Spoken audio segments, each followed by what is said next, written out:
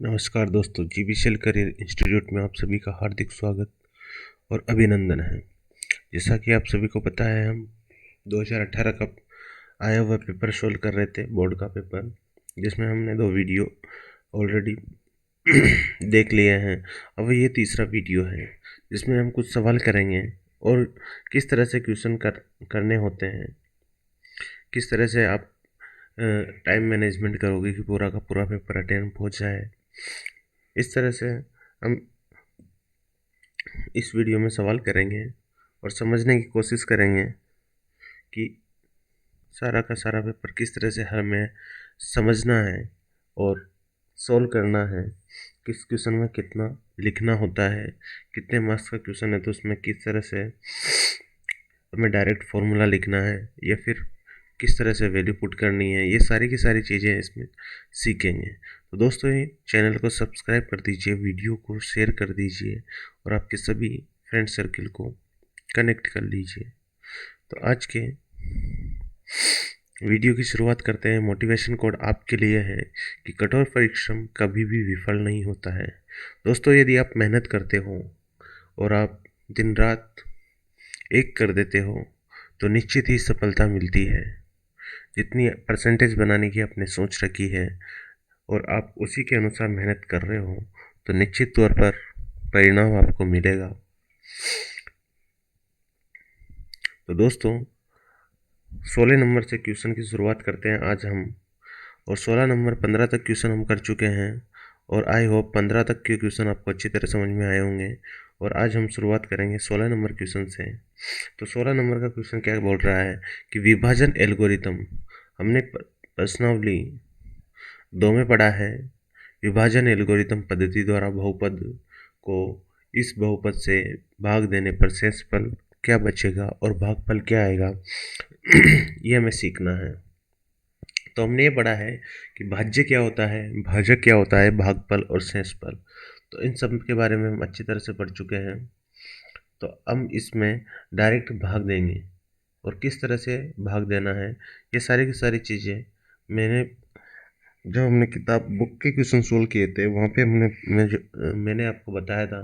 मैं यहाँ पे आपको रफली पेपर में बताऊंगा, लेकिन आपको एग्ज़ाम में वो सब नहीं लिखना है।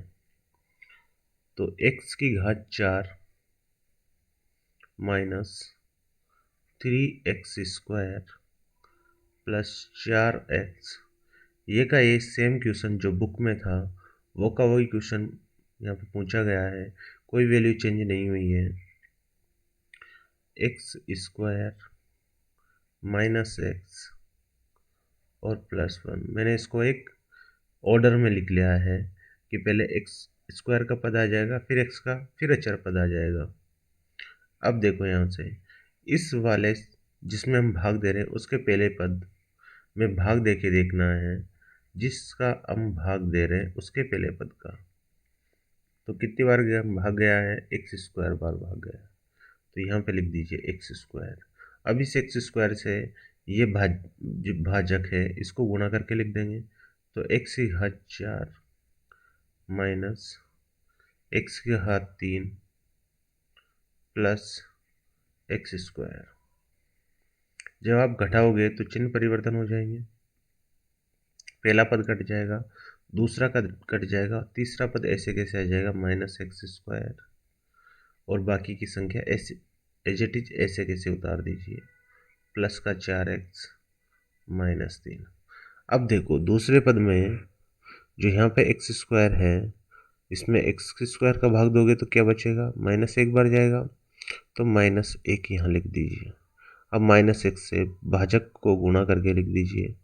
तो x² माइनस माइनस प्लस हो जाएगा, x और माइनस का 1 आ जाएगा। जब आप घटाओगे तो चिन्ह परिवर्तन कर दीजिए, तो ये पहला पद कट जाएगा, दूसरा पद देखो माइनस का 1 है और यहाँ पे 4x है, तो 3x हो जाएगा और ये माइनस का 2 हो जाएगा। अब इसमें भाग नहीं जाएगा, तो ये हमारा क्या आ चुका है, शेषफल।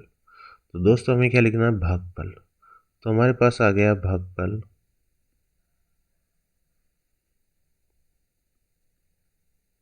x स्क्वायर माइनस 1, और शेषफल क्या आ चुका है,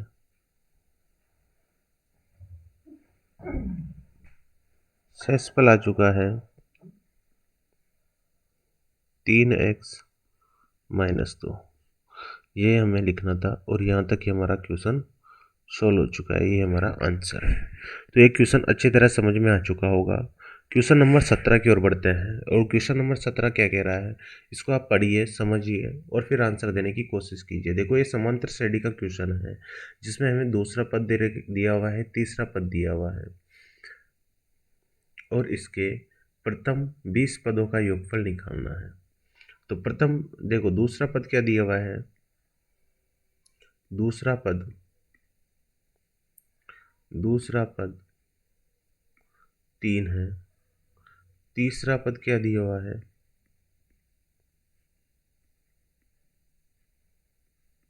तीसरा पद दिया हुआ है 5।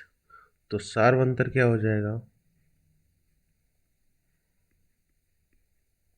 सार्वंतर डी बराबर होता है तीसरा पद माइनस दूसरा पद, यानी 5 माइनस 3 करोगे 2 आ जाएगा। और प्रथम पद क्या हो जाएगा, प्रथम पद ए बराबर हो जाएगा कि आप सार्वंतर को दूसरे पद में से घटा दीजिए, 3 माइनस 2 बराबर 1। और हमें प्रथम 20 पदों का योगफल ज्ञात करना है। तो प्रथम 20 पदों के योगफल का क्या फॉर्मूला है, Sn बराबर n/2 into 2a plus n-1 into D. ये दिया हुआ है, n की जगह 20 आ जाएगा बटा 2 आ जाएगा। 2 इंटू ए की वैल्यू 1 है, प्लस n की वैल्यू कितनी है 20 माइनस 1 इंटू डी की वैल्यू कितनी आ चुकी है, डी की वैल्यू आ चुकी है 2। जब आप इसको आगे सोल्व करोगे, 20 में 2 का भाग लगाओगे तो 10 आ जाएगा। 2 इंटू 1 करोगे तो ये 2 आ जाएगा, प्लस देखो यहाँ से 20 में से 1 जाएगा तो 19 बचेगा, और 19 इंटू 2 हो जाएगा। आगे इसको और सोल्व कर लीजिए तो क्या आ जाएगा, 2 प्लस 19 दूनी 38 हो गया है। आगे जब इसको और सोल्व करोगे तो 10 इंटू 40 हो जाएगा, और ये हो जाएगा 400। तो ये पूरा क्वेश्चन यहाँ पे सोल्व हो जाता है कि किस तरह से ये 400 आया है। तो यहाँ तक ये समझ में आ चुका होगा। हमने कुछ नहीं किया, दूसरा पद दिया हुआ था, तीसरा पद दिया हुआ था, दूसरा पद और तीसरा पद दिया हुआ है, तो आप सारवंतर निकाल सकते हो। सारवंतर निकाल सकते हो तो सारवंतर से आप पहला पद भी निकाल सकते हो। पहला पद निकालने के बाद में ये फॉर्मूला है n पदों का योग, n पदों का योग निकालना हो तो ये फॉर्मूला होता है। हमें 20 पदों का निकालना था तो 20 लिख दिया n की जगह। इस तरह से आगे हम सोल्व करते गए और आंसर आ गया। क्वेश्चन नंबर 18, एक मीनार के आधार से 9 मीटर तथा 25 मीटर दूरी पर एक ही रेखा पर दो बिंदु हैं। मीनार के शिखर के उन्नयन कोण संपूरक हैं, परस्पर पूरक हैं। तो हमें क्या निकालना है, मीनार की ऊंचाई निकालनी है। देखो, इसका पहले डायग्राम बनाइए, फिर डायग्राम से आपको समझ में आ जाएगा कि हमें सोल्व कैसे करना है। ये एक मीनार है, और मीनार से मीनार के आधार से 9 मीटर की दूरी पर तथा 25 मीटर की, ये एक पॉइंट मान लेते हैं P, 9 मीटर की दूरी पर है। एक दूसरा पॉइंट मान लेते हैं Q, ये Q पॉइंट है जो मीनार से 25 मीटर की दूरी पर है। यहाँ से यहाँ तक की दूरी कितनी है, 25 है, और ये यहाँ से यहाँ तक की दूरी कितनी है, 9 है। और इन दोनों के जो कोण हैं वो क्या है, एक दूसरे के पूरक है।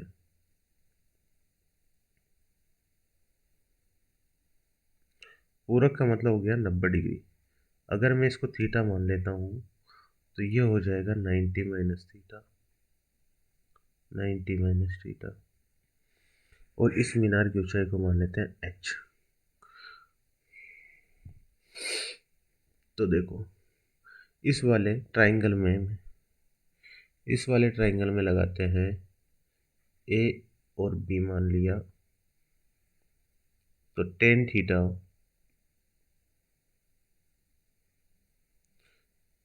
थीटा बराबर हो जाएगा लंब बटा आधार, मतलब ए बी बटा पी ए। और ए बी बटा पी ए करोगे तो ए बी की वैल्यू h है और पी ए की वैल्यू 9 है। तो यहाँ से एक समीकरण आ गई है। अब दूसरी समीकरण बना देते हैं, यहाँ से इसमें भी लगा देते हैं tan theta. Ten 90 minus theta बराबर वह हो जाएगा ए बी बटा क्यू ए। ए बी की वैल्यू h है और क्यू ए की वैल्यू है 25। देखो टेन 90 माइनस थीटा कितना हो जाएगा, कोट थीटा बराबर h बटा 25। ये समीकरण 2 होगी। जब समीकरण 1 और 2 को आपस में गुणा करोगे, हमें पता है कि tan theta into cot theta cut जाएगा, तो समीकरण 1 और 2 को गुणा करने पर समीकरण 1 तथा 2 को गुणा करने पर, अब गुणा क्यों कर रहे हैं, क्योंकि टेन थीटा और कोट थीटा उल्टे होते हैं तो ये कट जाएंगे। टेन थीटा इंटू दायां पद से गुणा हो जाएगा, बायां पद से गुणा हो जाएगा, h बटा 9 गुणा h बटा 25। देखो टेन थीटा और कोट थीटा उल्टे होते हैं, मैं इसको यहाँ पे लिख भी रहा हूँ। टेन थीटा क्या होता है, कोट थीटा क्या होता है, 1 बटा टेन थीटा होगा बराबर h स्क्वायर बटा 9 गुणा 25 हो जाएगा। देखो ये टेन थीटा से टेन थीटा कट जाएगा तो क्या बचा, 1 बराबर h स्क्वायर बटा 9 गुणा 25। तो यहाँ से h स्क्वायर बराबर कितना आ जाएगा, 9 गुणा 25 आ जाएगा। तो आप h की वैल्यू निकालोगे तो वर्गमूल लेना पड़ेगा। देखो 9 का वर्गमूल कितना आ जाएगा, 3, और 25 का वर्गमूल आ जाएगा 5। तो आप यहाँ से सोल्व करोगे तो कितना आ जाएगा, 15 मीटर। तो ये क्या आ चुकी है, मीनार की ऊंचाई आ चुकी है। तो ये हमारा आंसर हो जाएगा 15 मीटर। ये क्वेश्चन समझ में आ चुका होगा, त्रिकोणमिति का सवाल है और एकदम इजी क्वेश्चन है। बस आपको कंसेप्ट समझना है और क्या इसमें अप्रोच रही है, क्या हमने सोचा है क्वेश्चन को सोल्व करने के लिए, वो उसी पॉइंट ऑफ व्यू से आपको सोचना है। नेक्स्ट क्वेश्चन की ओर बढ़ते हैं। क्वेश्चन नंबर 19, दी गई आकृति में OP और OQ बराबर है OR इंटू OS। तो ये हमें बताना है ये कोण बराबर है या नहीं। तो डायग्राम हमें दिया हुआ है तो हमें दोबारा डायग्राम नहीं बनाना है। हमें दो ट्रायंगल दिए हुए हैं,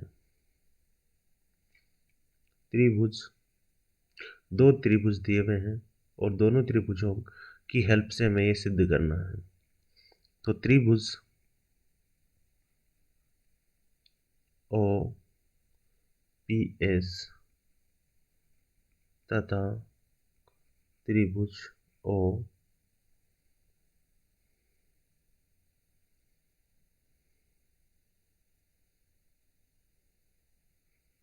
OQR में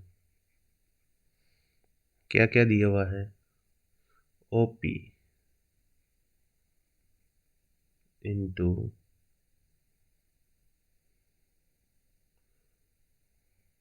OQ बराबर है OR इंटू OS।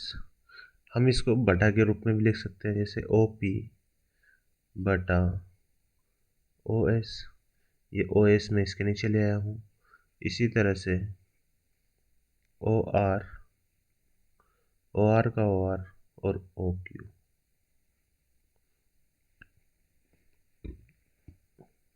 OR का OR और OQ हो जाएगा। तो OP बटा OS, OR बटा ओ क्यू।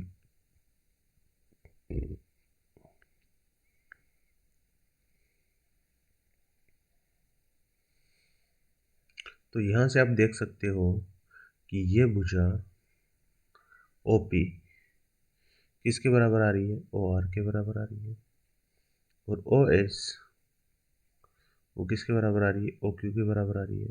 और ये वाला जो एंगल है ये वर्टिकली अपोजिट एंगल है, तथा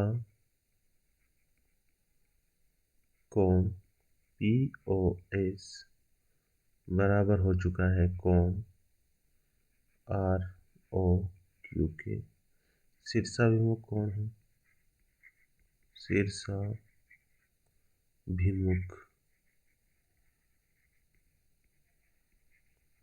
शीर्षाभिमुख कोण है।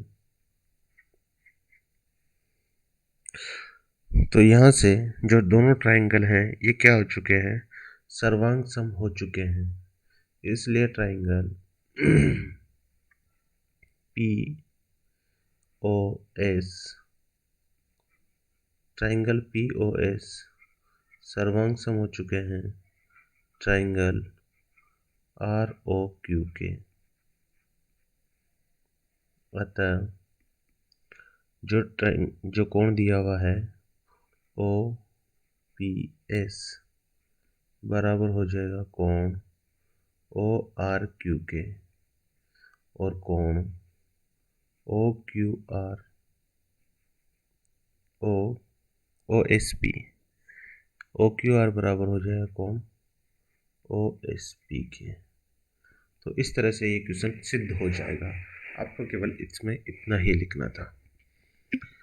3 नंबर का क्वेश्चन था। क्वेश्चन नंबर 20 की ओर बढ़ते हैं, और क्वेश्चन नंबर 20 में क्या दिया हुआ है।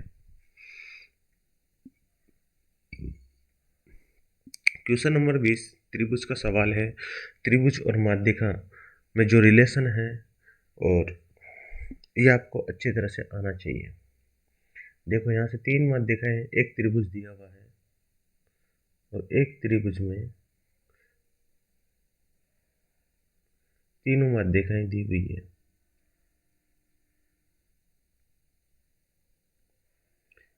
ए, बी और सी।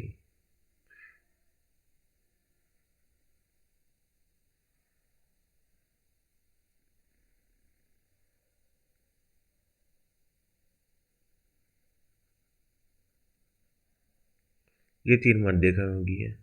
एक माध्यिका एडी हो गई है, एक माध्यिका बी हो गई है, और एक माध्यिका सी एफ हो गई है। और ये बिंदु जी से गुजरती है। तीनों माध्यिकाएं जी बिंदु पर मिलती है। यहाँ पर दिया हुआ है एडी। एडी बराबर 9 सेंटीमीटर दिया हुआ है। जीई जीई बराबर दिया हुआ है 4.2 सेंटीमीटर, और जीसी बराबर दिया हुआ है 6 सेंटीमीटर। तो हमें पता है कि पूरी माध्यिका की जो लंबाई होती है, यह मैं इसको बोलूं कि जो एजी होता है वो 2/3 होता है एडी का, या फिर मैं इसको बोल दूं कि जो डीजी होता है वो 1/3 होता है एडी का, यानी पूरी माध्यिका की जो लंबाई है उसमें 1/3 होता है ये। तो इन्हीं फॉर्मूला का हम यूज करेंगे और सारे की सारी वैल्यू निकालेंगे। तो हमें निकालना एजी। एजी तो एजी की वैल्यू कितनी हो जाएगी, एजी बराबर हो जाएगा 2/3 इंटू एडी दिया हुआ है। एडी की वैल्यू है 9 सेंटीमीटर। जब आप इसको सोल्व करोगे तो 3 से 9 कट जाएगा, 3 बार, और 3 दूनी 6 सेंटीमीटर। एक आंसर आ चुका है। एक निकालना बीई। देखो बी ही निकालना है, और हमें जीई दिया हुआ है। तो हमें जीई की वैल्यू पता है कि जीई बराबर होता है जी ही। देखो हमें ये छोटा पार्ट निकालना है। अगर ये सेंटर की तरफ होता तो बड़ा होता, तो 1/3 हो जाएगा पूरे बीई का। जी की वैल्यू कितनी दी हुई है 4.2 सेंटीमीटर, 1/3 इंटू बी ई। जब आप इसको क्रॉस मल्टीप्लाई करोगे तो ये 4.2 से गुणा हो जाएगा, तो यहाँ से बी की वैल्यू कितनी आ जाएगी, बी की वैल्यू आ जाएगी 4.2 गुणा 3। अब इसको सोल्व करोगे तो 3 दूनी 6 हो जाएगा और 4 3 12, यानी 12.6 सेंटीमीटर इसका आंसर आ जाएगा। अब निकालना है हमें एफ जी। एफ जी देखो, हमें ये वैल्यू निकालनी एफ जी, और हमें दिया हुआ क्या है, जी सी दिया हुआ है। तो हमें पता है कि जी सी क्या होता है, 2/3 इंटू सी एफ होगा। जी सी की वैल्यू कितनी दी हुई है, 6 सेंटीमीटर, 2/3 इंटू सी एफ हो जाएगा। अब आप यहाँ से सी एफ की वैल्यू निकाल सकते हो। तो सी एफ की वैल्यू जब आप क्रॉस मल्टीप्लाई करोगे तो ये 3 तो इससे गुणा हो जाएगा और ये 2 इसके बटा में आ जाएगा। तो 6 × 3 बराबर 2 इंटू सी एफ हो जाएगा। तो सी एफ की वैल्यू कितनी आ जाएगी, 18/2, मतलब 9 सेंटीमीटर आ गया। अब हमें निकालना एफ जी। तो एफ जी क्या हो जाएगा, 1/3 इंटू सी एफ होगा, और सी एफ कितना आ चुका है, 9 सेंटीमीटर। तो 1/3 इंटू 9 करोगे तो आ जाएगा 3 सेंटीमीटर। तो आप सभी के आंसर यहाँ पे लिख दीजिए कि ए जी की वैल्यू कितनी आई है, ए जी की वैल्यू आई है 6 सेंटीमीटर। इसी तरह से बी ई की वैल्यू कितनी आई है, बी ई की वैल्यू आई है 12.6 सेंटीमीटर। और एफ जी की वैल्यू कितनी आई है, एफ सी नहीं है, एफ जी है। तो एफ जी की वैल्यू कितनी आई है, तो एफ जी की वैल्यू आई है 3 सेंटीमीटर। ये हमारे आंसर आ चुके हैं सभी के। तो इस तरह से इस क्वेश्चन को करना था। एकदम इजी सवाल था, कुछ नहीं मार देखा कि फॉर्मूले क्या होते हैं, ये हमें पता होना चाहिए। दी गई आकृति के कुछ कोणों को एक्स वाई जेड में चिन्हित किया गया है, इन कोणों के मान ज्ञात करने हैं। देखो, हमने चक्रीय चतुर्भुज पढ़ा था। चक्रीय चतुर्भुज वो के चारों कोण एक वृत्त की परिधि पर होते हैं। ये चक्रीय चतुर्भुज की पहली क्वालिटी है। दूसरी क्वालिटी है कि चक्रीय चतुर्भुज के जो आमने सामने के कोण होते हैं वो 180 डिग्री के होते हैं। ये दूसरी क्वालिटी है। तो आप यहाँ से इन सारी जो क्वालिटी है चक्रीय चतुर्भुज की, इनको इसमें लगा के सोल्व करना होगा।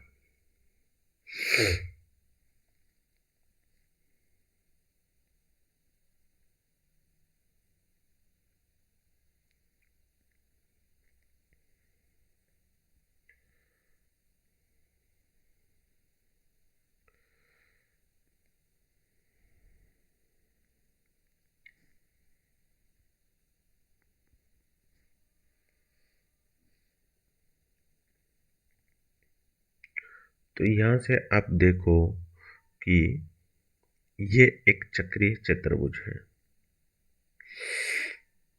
ये वाला मैं इसके नामकरण दे देता हूँ, ए बी सी डी और ई और एफ। जो ये कोण बना हुआ है एक्स और 65, इन दोनों की वैल्यू कितनी होनी चाहिए, 180 डिग्री होनी चाहिए। ये चक्रीय चतुर्भुज कहता है।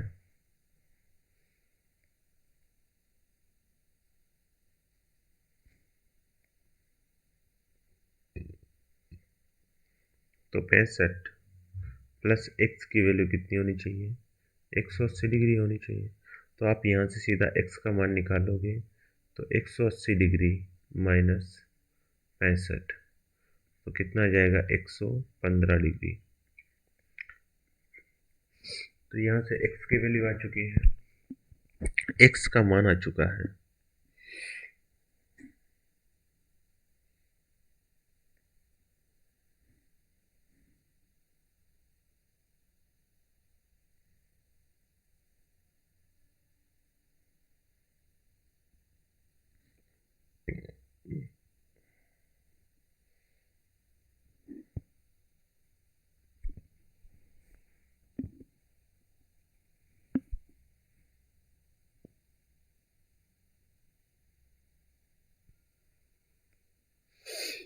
एक्स की वैल्यू नहीं आएगी, ये वैल्यू आएगी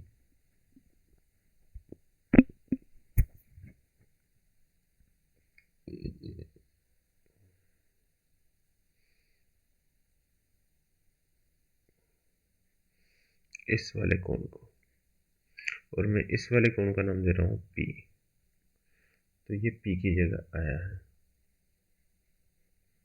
ये कोण पी का मान आया है।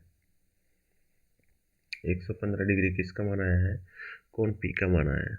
अब हमने देखो ये वाले चतुर्भुज में देखो ए बी सी में ये जो एक्स है ये इसका सम्मुख कोण हो गया, बहिष कोण हो गया, और बहिष कोण की जो वैल्यू होती है वो अंतराभिमुख कोण के बराबर होती है, यानी इस 93 डिग्री के बराबर होती है होगी। तो एक्स की वैल्यू कितनी आ जाएगी?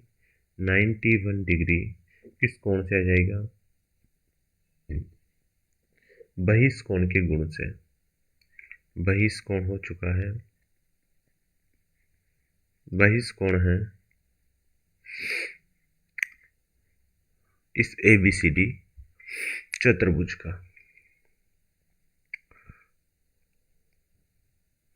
और आप इसी तरह से निकालोगे तो जो P है वो P किसका बहिष कोण हो चुका है? P बहिष कोण हो चुका है Z के लिए।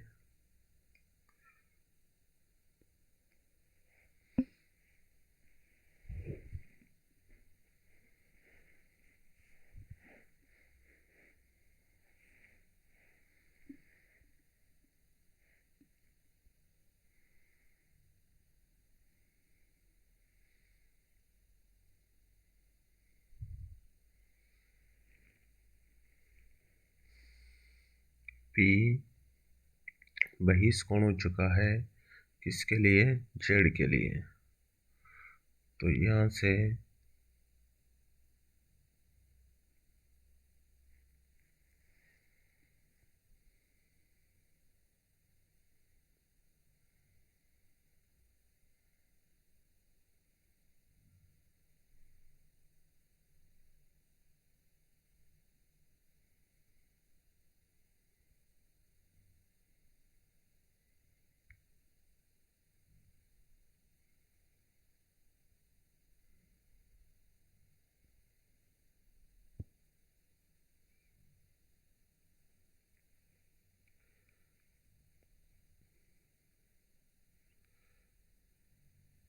यहाँ से आप करोगे तो ये P की वैल्यू नहीं आएगी, ये आएगी,